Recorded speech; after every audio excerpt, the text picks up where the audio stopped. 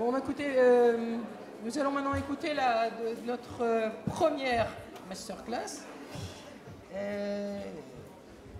qui traitera de l'innovation et du développement durable. Est-ce que l'irruption du développement durable change tout? Nous avons pour cela deux spécialistes, Jean-Paul Moati, qui est président de l'Institut de recherche et de développement, et Jérémy Pelé, qui est directeur délégué de l'Agence française de développement. Vous ne pouvez pas mieux trouver pour parler de ces sujets. Donc je vous poserai à tous les deux la même question pour commencer, en pensant que vous ne ferez pas la même réponse. Et donc, le premier, ce serait quelle est la place de l'innovation dans une organisation pour le développement? Donc, quel veut commencer? Jérémy Pelé, pour l'AFD, si vous voulez commencer. Alors, quelle place? Bonjour à tous d'abord. Quelle place pour l'innovation pour l'Agence française de développement? Ah oui, je vais rapprocher le micro, voilà, là je pense que ce sera mieux. C'est mieux. L'innovation naît toujours de la contrainte. Et à l'Agence française de développement, qui est l'agence qui finance les projets d'aide au développement pour le compte de l'État français, nous avons beaucoup de contraintes. Notre objectif, c'est de financer le développement durable dans le monde. Et le développement durable, comme vous le savez, c'est un faisceau d'objectifs qui vont du climat à la lutte contre les inégalités, la réduction de la pauvreté, etc. Et donc, ça nous donne beaucoup de contraintes. Et cela nous oblige à être innovants, d'abord dans nos méthodes. Un premier exemple que je trouve assez parlant, c'est que l'État nous a demandé de faire en sorte que dans les projets qu'on finance, on finance à peu près 10 milliards d'euros de projets par an. Et l'État nous a demandé de faire en sorte que la moitié de ces projets ait un co-bénéfice positif pour le climat.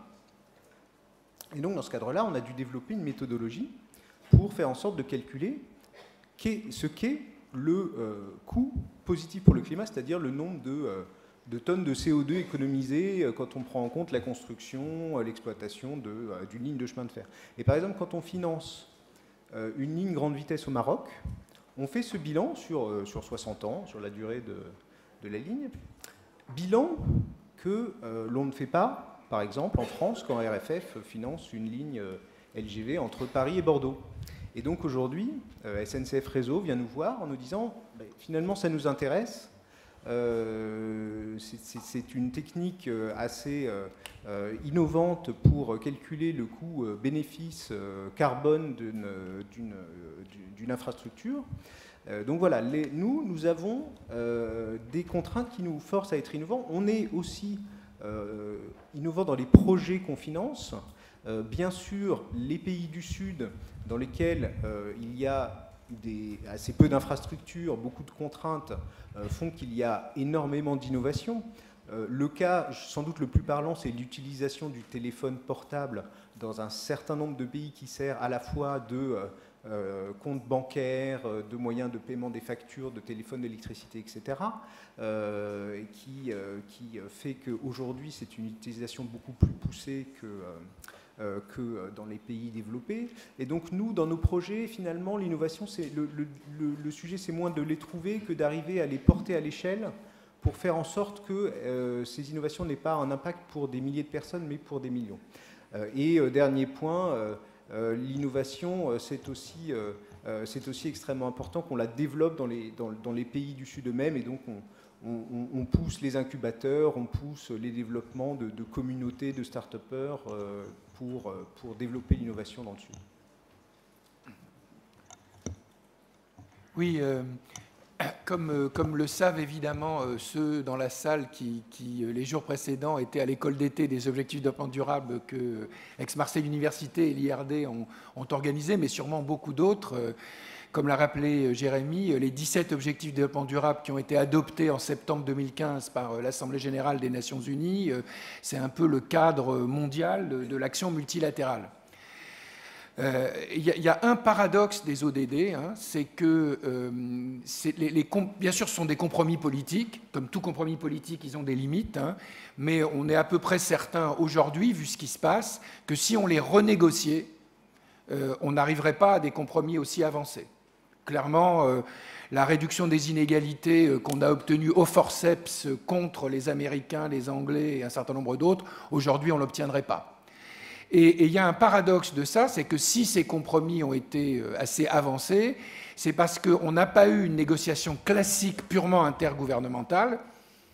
On sait bien que pour mettre fin à la guerre en Syrie, ils n'y arrivent pas trop, les Nations Unies. C'est parce que dans la négociation de ces objectifs, la société civile, dans toutes ses composantes, depuis le secteur privé for profit hein, jusqu'aux ONG, hein, ont joué un rôle, mais aussi les avancées de la connaissance scientifique, qui font par exemple que les thèmes sur la biodiversité, sur la réduction des inégalités, sur la préservation des océans, toutes ces choses-là, évidemment sur le climat, n'auraient pas pu être autant mis en avant. Et j'en viens à l'innovation, il y a un paradoxe de ce point de vue-là de ces ODD. C'est-à-dire que les ODD parlent de transfert de technologie, il y a même un mécanisme qui a été mis en place pour beaucoup d'ailleurs à l'initiative de la France et du Brésil, dans le cadre des ODD, pour faciliter le transfert de technologie, et l'AFD y est évidemment connecté, mais par contre, on ne parle pas de science. C'est comme si la science tombait du ciel. Alors, qu'est-ce que ça peut vouloir dire? Ça peut vouloir dire que effectivement, l'ONU se dit finalement, qu'il y ait des ODD ou pas des ODD, la France ou les États-Unis ou l'Union européenne continueront à financer de la recherche. Sauf que, on y reviendra dans la suite du débat, la recherche spontanée du mainstream scientifique dont je viens, elle n'est pas forcément adaptée au développement durable et encore moins adaptée au développement durable dans les pays du Sud. Mais en plus, ça ne tient absolument pas compte du fossé scientifique. Hein. Il faut savoir que l'Afrique, c'est 2% seulement de la production scientifique mondiale. Ça pose un problème pour la science, mais ça pose un problème pour que les pays africains aient l'expertise qui leur permette de peser. Alors, bien sûr, l'innovation qui nous intéresse, elle ne vient pas que de la science, et d'ailleurs, Dieu merci, hein, il y a les entreprises, il y a des innovateurs, il y a des ingénieurs, etc., mais il y a quand même beaucoup d'innovations qui découlent du travail des scientifiques. Je ne vais pas faire de la publicité pour l'IRD, mais par exemple, rien que dans les domaines de la santé que je connais bien, à l'IRD, les chercheurs, ils ont fait le plum peanut, une pâte qui permet de faire un complément alimentaire très facile à prendre pour les enfants, et ça sauve des milliers d'enfants chaque mois de la malnutrition. Il y a une entreprise qui s'est développée à partir de là. On a fait les moustiquaires imprégnés, qui sont l'un des 3 piliers de la lutte contre la malaria. Un de nos de chercheurs maliens qui malheureusement vient de décéder, le professeur Ogobara Dombo, qu'on pleure en ce moment, parce que c'était un très très grand scientifique, il a mis au point avec l'IRD le traitement intermittent du paludisme, c'est-à-dire que systématiquement, dans la saison des pluies, on traite préventivement les enfants et les mères, et ça, là encore, ça réduit significativement la mortalité, et ainsi de suite. Et bien sûr, ça a été évoqué, et j'ai eu ma petite part personnelle. On a fait des innovations qui n'étaient pas uniquement technologiques, mais aussi sociales et politiques, on peut dire, pour l'accès aux médicaments antirétroviraux. Et là, j'ai pris ces exemples-là, on pourrait trouver les mêmes dans d'autres secteurs, les sciences de la Terre, les services écosystémiques, etc. Et donc, ça implique de changer profondément nos modes de pensée et même de comprendre que le transfert de technologie, il est dans les deux sens. Pas simplement du nord vers le sud, mais aussi du sud vers le nord. Parce qu'au sud, ils ont des contraintes, par exemple, d'adaptation au changement climatique, qui fait que des fois, ils font beaucoup plus vite que nous. Et donc, l'innovation inversée, c'est très important pour changer nos propres modes de production et de consommation ici. Un seul exemple auquel j'ai un tout petit peu participé indirectement. On fait, vous savez, des PCR, c'est un machin pour faire des tests diagnostiques de biologie moléculaire sophistiqués. On les miniaturise pour pouvoir les faire n'importe où. Et donc, avec juste un peu d'électricité, vous pouvez faire ça dans les villages sénégalais ou burkinabés. D'accord? Et on a mis ça au point pour le diagnostic d'un certain nombre de maladies. Avec ça, si vous les prenez et que vous les mettez à l'hôpital Nord de Marseille, pas très loin d'ici, hein, un quart d'heure par l'autoroute, ça vous permet d'avoir un truc au lit du malade et de réorganiser complètement, de façon coût efficace, les laboratoires de biologie ici. je peux vous dire que de ce point de vue-là, l'acceptabilité de l'innovation, elle est plutôt plus forte dans les villages burkinabés et sénégalais qu'à 1 kilomètre d'ici. Oui, mais justement, si le développement durable a induit une nouvelle façon de faire de l'innovation, a à ce point perturbé le système, est-ce que ça voulait dire que jusque-là, l'innovation nuisait au développement durable? Je ne suis pas sûr, non, je suis pas sûr que l'innovation nuise au développement durable. Je pense que, au fond, on a changé de paradigme sur le développement. Je pense que c'est surtout ça. C'est-à-dire que pendant très longtemps, d'abord, on a eu une vision plutôt linéaire du développement, et deuxièmement, le mode d'aide au développement, c'était un projet du Nord financé par l'AFD dans un pays du Sud. Aujourd'hui, le changement qui a eu lieu en 2015 avec les objectifs de développement durable, et à peu près avec d'autres éléments à ce moment-là, c'est qu'on s'est rendu compte que finalement, les problématiques auxquelles on faisait face, elles étaient communes. Elles étaient communes à l'ensemble du monde. Et finalement, cette notion de Nord-Sud, alors qu'aujourd'hui on a des pays du Sud qui deviennent plus riches que les plus pauvres des pays du Nord, finalement, elle a quand même beaucoup moins de sens que cela. Et du coup, ça nous a contraints, nous, acteurs du développement, à changer aussi notre mode de raisonnement sur le développement, sur le progrès et sur l'innovation. En faisant en sorte de travailler beaucoup plus avec les acteurs du Sud. Un bon exemple, c'est sans doute le fait que ce qu'on essaye de faire aujourd'hui, nous, à l'AFD, c'est de faire en sorte que nous travaillons avec les banques de développement du Sud. On anime un club qui s'appelle IDFC qui vise justement à faire en sorte de travailler avec les Chinois, avec les Sud-Africains, avec les Brésiliens, pour faire en sorte qu'on finance finalement des projets de manière équivalente à la fois dans le Nord et dans le Sud.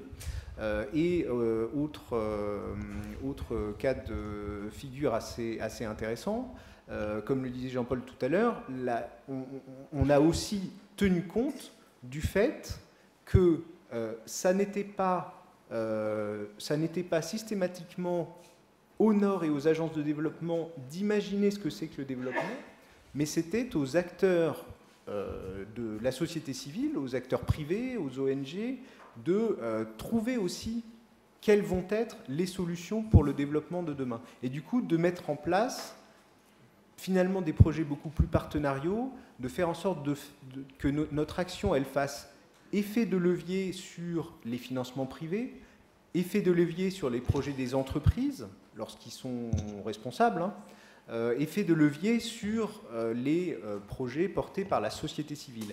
Et ça aussi, c'est une vision, je pense, différente, une conception différente du développement qui nous a conduit aussi à tenir plus compte de l'innovation et aussi accepter que l'innovation, elle ne vient pas de nous, elle vient des autres, et notre rôle, c'est de l'accompagner. Je pense que c'est ça qui a changé de la vision sur l'innovation et le développement.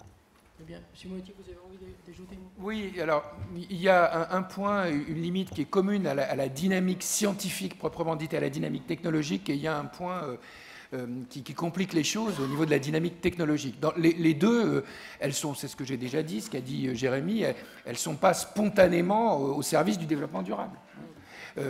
Le mainstream scientifique, a priori, ne se pose pas cette question. Alors, on a déjà progressé de façon importante avec les ODD au niveau des communautés scientifiques, au moins pour partie, c'est que, et c'est à peu près là qu'on en est en France aujourd'hui, c'est qu'un nombre croissant de collègues, il y en a sûrement dans la salle, se disent, moi, ma discipline scientifique, qu'est-ce qu'elle peut apporter en termes de compréhension des phénomènes et aussi de solutions au développement durable.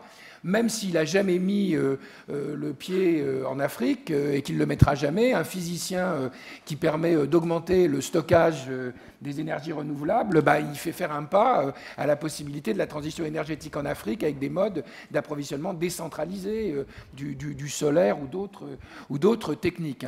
Mais on est un peu, notamment en France, au milieu du gué, parce que du point de vue des scientifiques, il faut faire encore un pas supplémentaire, c'est-à-dire promouvoir en plus du business as usual des disciplines scientifiques ce que les Américains appellent sustainability science.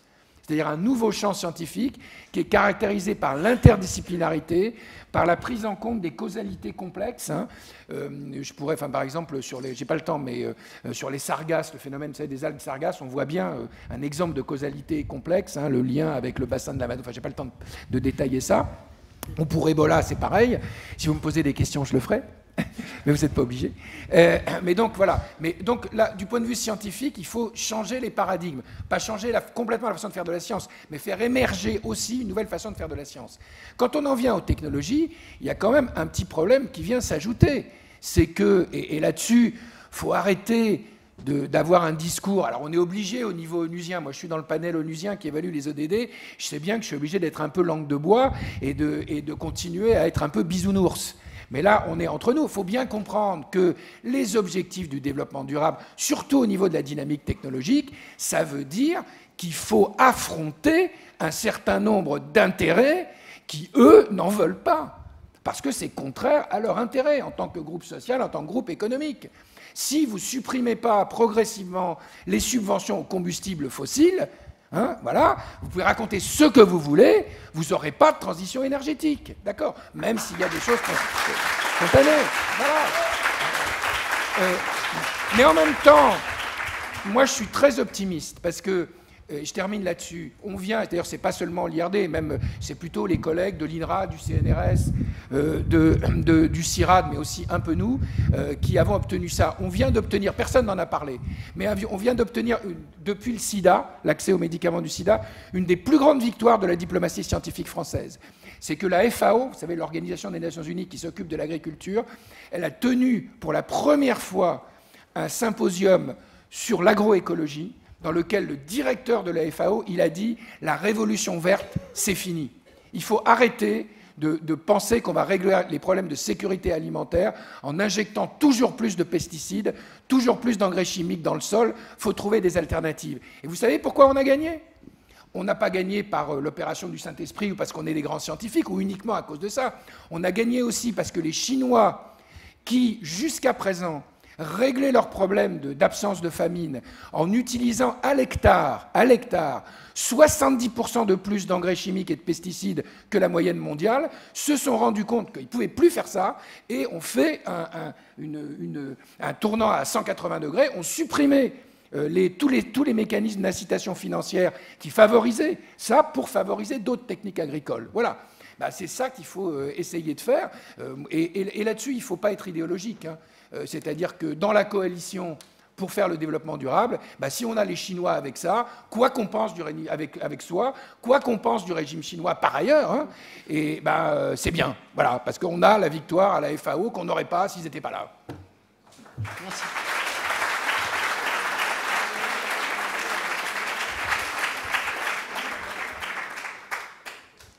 Je sens que vous avez suscité beaucoup de questions. Maintenant, c'est à vous. Quelle question? Voilà. Est-ce que j'apporte mon micro ou... Il y a des micros dans la salle. Oui, bonjour. Alors, moi, il y a un élément qui m'a quand même interpellé dans vos interventions. On nous parle de calcul des coûts positifs pour le climat à travers toutes, justement, les nouvelles réalisations. Mais ce qui me perturbe un peu, c'est que je me dis comment est-ce qu'on peut faire une analyse du développement de demain si on ne prend pas déjà en compte, finalement, dans notre système économique, les coûts négatifs pour le climat de toutes nos actions. Ça me paraît déjà une base, revoir le système pour intégrer cela. C'est des idées qu'on entend beaucoup, qui sont dans beaucoup de bouches, mais qui ne se concrétisent peu. Donc voilà, j'aimerais avoir votre avis sur la question. Oui, c'est tout à fait juste, et c'est exactement ce que je disais tout à l'heure. Ce que je voulais faire, c'était apporter un témoignage sur finalement ce que la France demande de faire lorsqu'elle intervient à l'étranger et que finalement elle fait peu chez elle. Et quelque part, je vous rejoins totalement. Je pense qu'on devrait faire beaucoup plus systématiquement sur le territoire national des études de long terme sur le co-bénéfice climat des infrastructures qu'on crée. Je pense qu'on y arrivera. On y arrivera parce que parce que petit à petit, on se dote aussi sur notre propre politique d'investissement public de dispositifs pour mesurer leur compatibilité avec les objectifs de développement durable. Mais c'est un travail compliqué. Et dans les objectifs de développement durable, il n'y a pas non plus que le climat. Et donc, c'est tout un travail que l'État a décidé d'engager sur ces investissements, peut-être sur un jour mesurer l'impact climatique de son budget, etc. Une autre question? Alors, moi j'en ai une encore sur la place du politique dans tout ça. Donc on a eu des victoires effectivement sans le politique, ou à moitié avec le politique, on va dire. Du coup, j'aimerais avoir votre avis. Enfin, je pense que vous avez tous les deux côtoyé le politique. Qu'est-ce qui bloque aujourd'hui? Est-ce que, je sais pas moi, c'est un manque de sensibilisation du... Enfin, c'est juste par exemple que je vois que beaucoup de politiques viennent de l'ENA et que l'ENA c'est une école plutôt qualitative. Est-ce qu'il y a un manque de sensibilisation scientifique là-dessus des personnes qui sont au pouvoir aujourd'hui, ou est-ce que c'est juste un fort impact des lobbying? Bref, qu'est-ce qui bloque et comment changer pratiquement les choses, enfin pragmatiquement les choses? Je vais vous faire une réponse brute de décoffrage. Le problème, mais il n'est pas simple à résoudre, c'est que les décideurs politiques, et c'est légitime, ils ont besoin d'être réélus. Les deux... mais je vais vous raconter une... voilà. Mais non, mais quelque part, c'est légitime, ça veut dire qu'ils sont quelque part tributaires de l'État, des forces sociales, économiques et des opinions publiques qui les soutiennent. Moi je vais vous raconter une anecdote. Parce que suite à, lors de l'adoption des ODD, moi j'étais avec la délégation française en septembre 2015 à New York, et la personne qui a fait le discours le plus intéressant et le plus evidence-based, comme on dit nous scientifiques, c'est le pape François, hein, d'accord ? Et du coup, après ça, et puis par ailleurs, nous à l'IRD, on a quelques temps après, on a fait un colloque sur le développement durable, et il y avait le prince de Monaco qui est venu faire une introduction, et elle était tellement bien que, y compris du point de vue scientifique, que je lui ai demandé, et il a accepté de faire la préface, l'introduction scientifique du bouquin qu'on faisait sur le changement climatique et ses problèmes en Méditerranée. Et après, donc, je dis comme ça, bah oui, les deux chefs d'État là, que je trouve vraiment les plus evidence-based, parce que pour moi, être evidence-based, c'est important, ça veut dire qu'on essaye de se baser sur le consensus scientifique, c'est le pape François et le prince de Monaco, ce qui est vrai, je le pense vraiment. Hein. Et quelqu'un, parce que j'y avais pas pensé, sans doute, peut-être, je sais pas, il y a des gens de Sciences Po, là, un politiste, me dit, oui, bah oui, comme par hasard, ils n'ont pas besoin, soit ils n'ont pas été élus, soit ils n'ont pas besoin d'être réélus. Dans les deux cas. Alors je ne dis pas que je ne suis pas favorable à l'instauration de dictature ou au retour à la monarchie absolue, mais voilà. Alors après c'est ça la question, c'est comment faire émerger des coalitions, et comment, parce que de toute façon le développement durable ça veut dire qu'on pense moyen terme, long terme, on fait des investissements dans le débat actuel sur lequel je ne vais pas me prononcer, sur quelle est la part du nucléaire dans le mix français. Les décisions qu'on va prendre aujourd'hui, elles vont avoir effet dans 20 ou dans 25 ans. Et il faut gérer, de toute façon, quelle que soit la décision, il faudra gérer non seulement l'objectif dans 20 ans ou 25 ans, mais la transition. C'est là qu'est le problème, mais ça implique de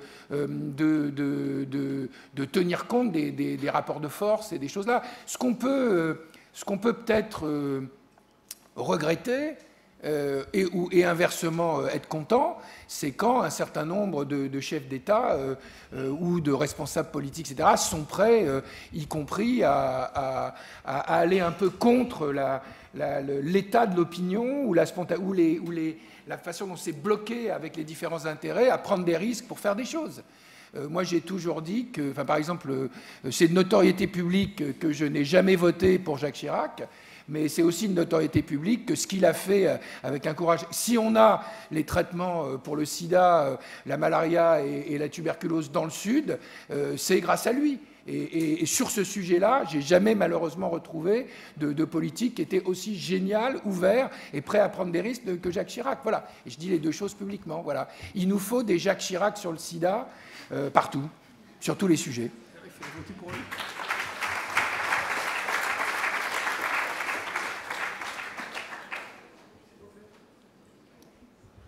Encore une question là. Non mais... Oh, ouais, c'est... Si. Dans le débat public, il y a souvent une question qui revient, c'est notamment la question du PIB.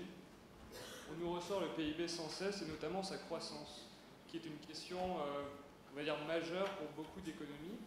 Est-ce que vous pensez que c'est soutenable d'avoir toujours cet objectif de croissance sans cesse, de croissance des entreprises, croissance du PIB, pour un développement durable? Alors, c'est évident que le développement durable, il ne doit pas uniquement prendre en compte le développement économique. Et encore une fois, c'est l'apport considérable des objectifs de développement durable, c'est de faire en sorte que finalement, la croissance, elle ne doit pas être uniquement une croissance économique, elle doit aussi être une croissance inclusive et une croissance compatible avec les ressources mondiales. Il y a un graphique intéressant qui montre le niveau de vie de la population, donc le niveau de ressources par habitant, et le niveau de consommation carbone. Et on a en fait deux groupes de pays aujourd'hui. On a un groupe de pays qui a un niveau de vie très élevé et un niveau de consommation carbone très élevé. Et puis on a un groupe de pays avec un niveau de vie très faible et un niveau de consommation carbone très faible également. Et on a un carré au milieu. Ce carré, c'est celui du développement soutenable de la planète, c'est-à-dire celui dans lequel on a un niveau de vie élevé et un niveau de consommation carbone soutenable avec le changement climatique. Et aujourd'hui, personne n'est dans ce carré-là. Personne. Et donc le but du jeu, c'est pas qu'on soit tous en haut sur les deux courbes. Le but du jeu, c'est qu'on soit en haut sur le développement humain, tout en restant sur un équilibre soutenable de notre planète. C'est ça le développement durable. Et aujourd'hui, on n'y est pas encore, pour répondre à votre question. Mais peut-être, enfin, je suis évidemment d'accord avec ce que vient de dire Jérémy. Il y a deux autres aspects. Il a très bien couvert le premier. Il y a un aspect méthodologique. Hein. Il y a des collègues comme Pierre Jacquet, qui était chief économiste de l'AFD, qui pourraient en parler mieux que moi. C'est qu'effectivement, il y a de plus en plus d'économistes, et pas seulement d'économistes, qui réfléchissent à comment avoir des mesures et des indicateurs qui aillent au-delà du PNB. Ça commence à faire consensus même dans le mainstream. Donc c'est un aspect méthodologique. Il y a un autre aspect qui est important, parce que moi, dans chacune des réunions que j'ai dans le cadre de mes responsabilités, donc dans ce rapport à l'ONU, c'est très clair. Ce que nous disent des collègues du Sud, c'est « OK, vous insistez, vous, au Nord, sur les aspects protection, limites planétaires, environnement, et c'est très important, des objectifs de développement durable. C'est vrai. D'ailleurs, en France, on a une délégation interministérielle au développement durable, mais elle est rattachée au ministère de la Transition écologique. J'ai beaucoup de respect et d'admiration pour Nicolas Hulot, mais je pense qu'institutionnellement, c'est une erreur. Il devrait être vraiment totalement interministériel. Mais ce que nous disent des gens du Sud, c'est OK, on comprend bien que les limites environnementales, l'adaptation au changement climatique, c'est très important, mais d'abord et avant tout, on veut améliorer le niveau de vie de nos populations. Et donc, il faut vraiment comprendre que les ODD doivent être déclinés avec des priorités différentes. Et si elles sont vécues par les pays du Sud, et notamment par les pays africains, mais pas seulement à tort ou à raison, mais même à tort, si elles sont vécues et perçues comme une façon pour l'Occident de continuer à maintenir des relations inégales et d'interdire l'accès au progrès, y compris au progrès économique pour les populations, ça ne le fera pas.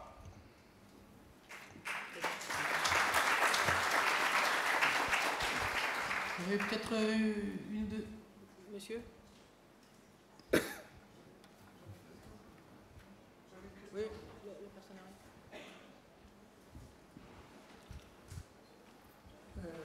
Les technologies du solaire, les technologies de l'éolienne, de l'hydro-éolienne, et puis même, je dirais, le mixte, aujourd'hui, ne sont pas aujourd'hui nouvelles. Elles datent depuis de longue date. Donc c'est quelque chose qui est maîtrisé. Je parle de l'Afrique aussi, c'est maîtrisé normalement, parce qu'il y a des écoles d'ingénieurs, par exemple moi je suis du Maroc, qui ont des relations avec Centrale Paris ou avec les arts et métiers, etc. Donc ces technologies sont maîtrisées. Et la question c'est pourquoi est-ce que je dirais, ces développements ne sont pas mis en œuvre? Quand même. Ils sont mis en œuvre.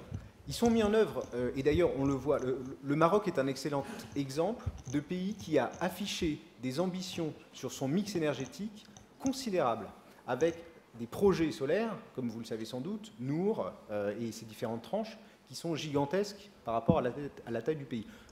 Je prends le Maroc, j'aurais pu prendre l'Égypte ou le Burkina Faso. Deux raisons quand même qui font qu'aujourd'hui, ces moyens-là se développent. La première raison, c'est les coûts. Les technologies sont connues depuis longtemps, mais la baisse des coûts de production de l'électricité à partir d'énergies renouvelables fait qu'en fait, ça devient tout simplement rentable. Ça devient moins cher que le pétrole dans un certain nombre de pays. Et donc, du coup, forcément, ça devient un mix énergétique intéressant, sous réserve des contraintes qui restent encore liées à ces énergies, notamment les contraintes de stockage qui sont difficiles. La deuxième raison, c'est que quand même, il y a eu énormément de financement, à la fois des États, mais aussi mondiaux, avec la mise en place du Fonds vert, qui est quand même le dernier grand fonds mondial qui a été créé sur cet objet-là, qui fait qu'aujourd'hui, on a les moyens de faire en sorte que ces instruments se développent. La difficulté, elle est politique. La difficulté, elle est de convaincre les gouvernements de modifier à long terme leur mix énergétique. Et je fais une parenthèse, parce que c'est un lien avec la recherche. L'un de nos objectifs aussi, c'est de faire en sorte qu'on utilise les chercheurs pour convaincre les gouvernements qu'à long terme, c'est au bénéfice de leur population et de leur propre prospérité de faire en sorte qu'ils modifient leur mix énergétique. Et comment on fait ça? On prend des chercheurs économistes, il y a sans doute des économistes dans la salle, vous travaillez sur des grands modèles macroéconomiques. Nous avons développé un modèle macroéconomique qui s'appelle GEM, GE2MES, qui vise à faire en sorte de calculer à la fois les gros équilibres de politique publique d'ici à 2050, mais en intégrant le climat, ce qui est un phénomène qui est très peu intégré dans les modèles d'économie macro traditionnels. Et en intégrant ça, et en travaillant avec le Vietnam, avec le Brésil, avec la Côte d'Ivoire, notre objectif, c'est de convaincre ces États-là qu'à long terme, c'est intéressant de modifier leur mix énergétique, y compris pour leur propre prospérité. Très bien. Bon, malheureusement, je crois que ceux qui n'auront pas eu le temps de poser leurs questions seront prioritaires pour la deuxième série de questions, qui parlera aussi de la deuxième masterclass, qui parlera aussi d'innovation. Donc, je pense qu'on va passer à la deuxième masterclass.